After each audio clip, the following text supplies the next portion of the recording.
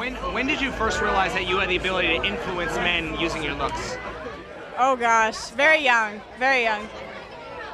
Like with guys my age, it was so easy to just like flirt with them and get what I wanted, and like most of the time it wasn't intentional. I thought they were just my friends, and then I was like, wait, they like me. Do you think that persistence pays off, or does it become annoying? For me, it becomes annoying. Yeah. I used to honestly, like when I was younger, I didn't have a lot of self-confidence, so I could just go for whoever liked me. So that was just like not good because I found myself with a lot of not the best men. So now I definitely have more higher standards. Like the person has to be like passionate, driven about something, take care of themselves, and overall have other goals in life than just landing me in bed, you know? And then what about a woman? Like, what do you find most attractive about a woman? I would say the same qualities. It would be the same thing? Yeah. Because I'm curious, like, if a woman's bisexual, does she have the same standards or expectations for her girlfriend that she would have for a guy? Right. Or should she? Yeah, I believe she should, for sure. I've definitely recently like dated some girls where I just kind of wanted to be with a girl, and I kind of quickly realized that whether it's a guy or a girl, if they're not taking care of themselves and they're don't have goals in life, it's kind of the same situation where you feel like a parent more than a partner. All right. Which of the following do you think is worse? A guy who can't get it up or a guy who finishes too quick? I would say a guy who finishes too quick. Okay. Why? Because a guy can like take a pill and like, you know, and get it up, right?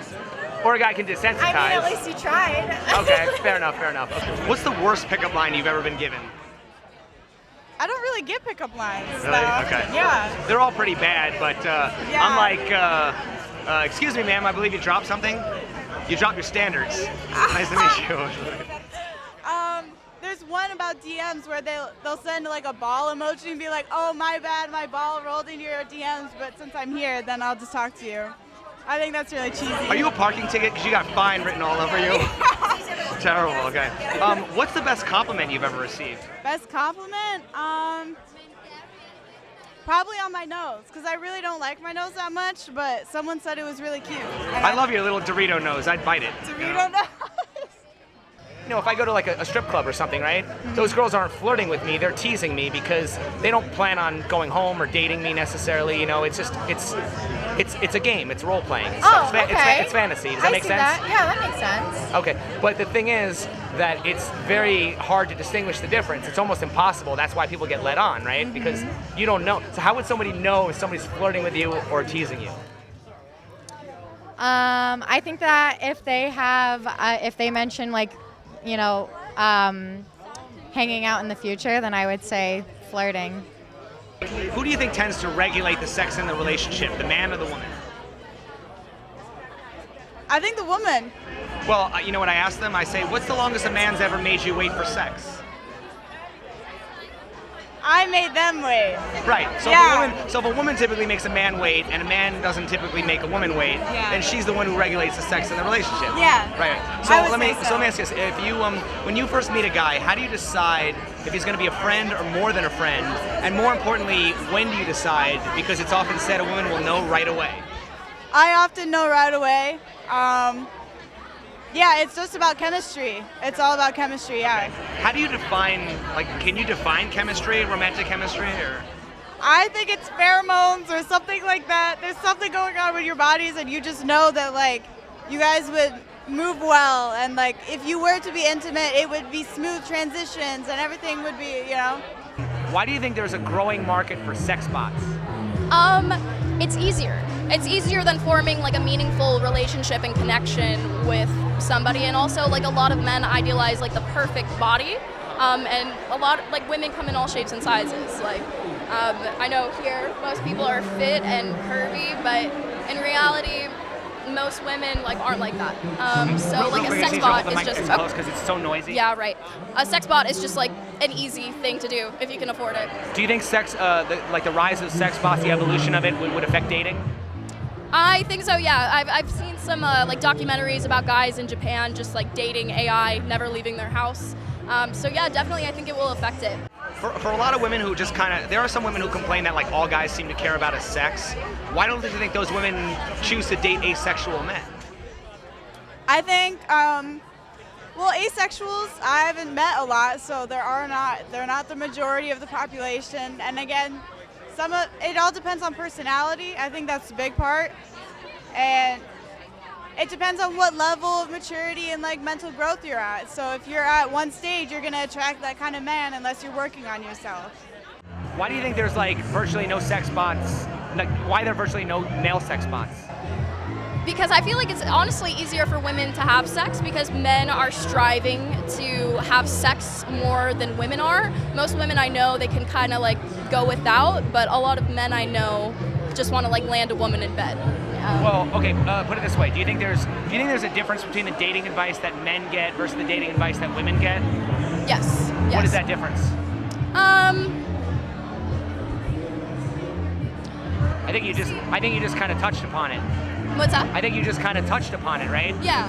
Basically, most of the dating advice that guys get is how to attract a woman and get her into bed, right? Yes.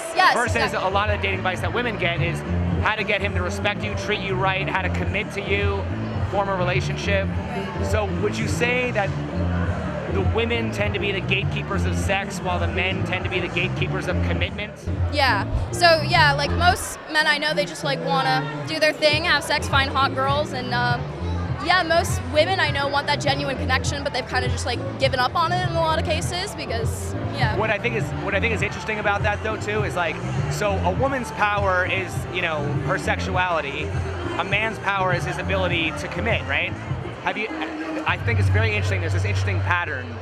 If a woman gives away her power, gives away sex too easily, or lowers the price of sex too easily, she's shamed for it by other women, and we call that slut shaming. Yes. The same way that a man who gives away commitment too easily is shamed by other men, and we call him whipped.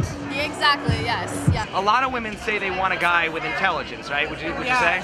What do you think? Like, what makes a man intelligent? Like, what constitutes an intelligent man? I think when people mean intelligent, they mean emotional intelligence. What does that mean? Like someone who's developed their skills as like a person and they're trying to be better. Maybe and they understand like sensitivity, right? not just that, like they understand what's going on and like why they act certain ways and why other things are happening in the relationship, like cause and effect and stuff like that. Do you think, because a lot of times a lot of women, like they want guys to kind of like express themselves and their emotions, but then at the same time, there are some women who see expressions of male emotion to be seen as weak. So what do you think about like the mixed messages that some men get to be strong and tough, but also open and vulnerable? I think it's about being yourself, and if you really love someone, you should be able to like, it would be easier to read them because, you know, some people naturally don't have as many emotions as other people. I know I'm really sensitive, so I'm very expressive of that, but there are some people that just aren't. Do you think this is true, that a man's loyalty is tested when he has everything, while a woman's loyalty is tested when her man has nothing? Yeah. Why do you think that is? Well, I think, like, okay, so... And is that the same for women?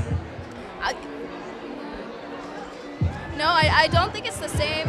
Well, it depends, because there's obviously, like, outliers in, like, different situations.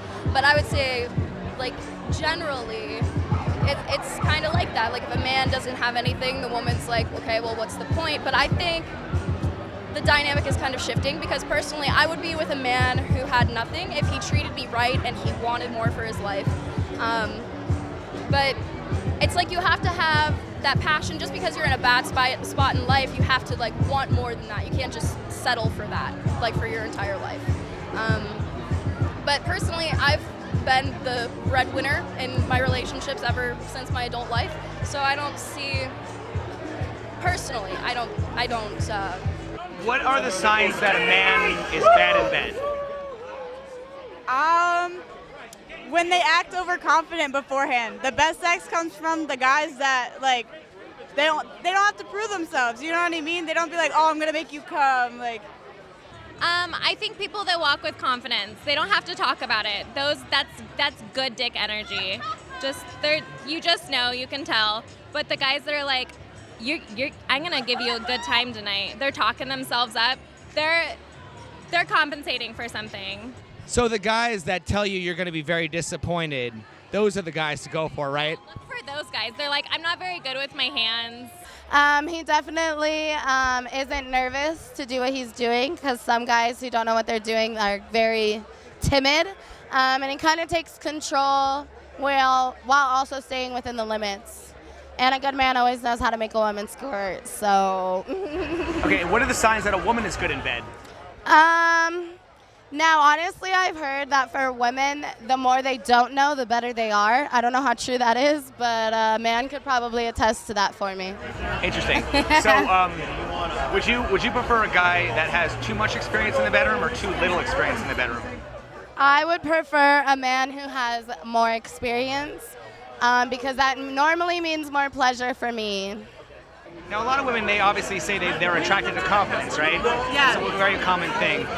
What's the difference between a man who's confident and a man who's arrogant? It's a fine line, but where is that? Confidence is about knowing exactly where you lie, regardless of the good or bad.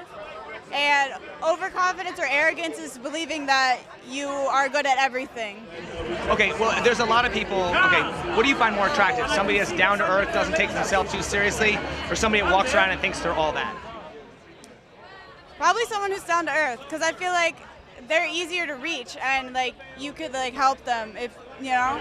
And I think that's what most people actually say that. Yeah. But what I think is interesting is there's a lot of people walking around acting like they're all that, and why do you think they do that when a lot of them admit it's unattractive? Yeah, well, I feel like a lot of people start out very down to earth, and if they don't get the right guidance or they don't try to seek a better way of dealing with like their growth or anything, it can turn into that.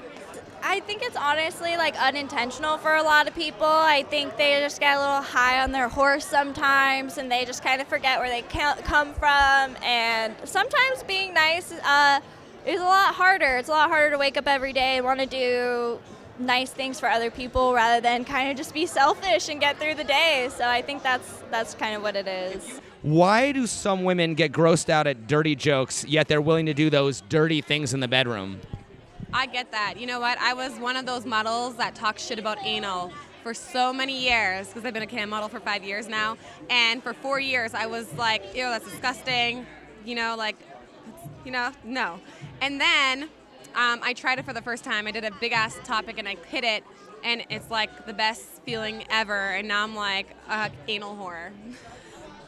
Wonderful. Thank you so much for all your advice on that. So, do you think a man has, I'm trying to remember this one, do you think a man has any less of a right to feel unsatisfied if he has blue ball? A man with blue balls has any less of a right to feel unsatisfied than a woman who wasn't brought to climax? That depends on the dynamic of the relationship. Interesting. Okay. Yeah. Explain. What is that? Okay. Because if you're in a hookup and you both wanted to, and you both really wanted to finish, and one of you doesn't, I feel like that's cause for concern. You know, you went in, you're expecting something, you want to come out of it getting that. But if you're in like a relationship where like you're with someone who's inexperienced or like for any other reason other than like that, I feel like you should be able to just communicate and it'll be fixed. Would you prefer a man with too little experience in the bedroom or too much experience in the bedroom? Too little. I would rather teach them, yeah, because I feel like guys who think they have a lot of experience, like, they don't, different girls react different ways. I know I'm really sensitive down there, so it's like, I would rather tell them how to do it than them going in thinking they know how to. Why do you think that there are more sex toys made for women than for men? I mean, do you not see, like, there's just so much difference. Like, what an anal, you're going to go in and out. That's it. Guys are like, Yeah, come in. they're embarrassed to do sex toys. They're embarrassed to do sex toys, I think. They have like some type of pride issue. But also, I mean, I guess maybe, you know, just women's parts are a little more involved, a little more complicated. You know, isn't it easier to get a guy off than it is to get a woman? Would you say, or? Yet to find a guy that would let me peg him. It's Friday. But one day I will. Explain to everyone what pegging means. I know what it means, but I want to hear you explain it. It's while a girl puts on a fucking strap on and fucks him in the behind. And I've had discussion with other models about this.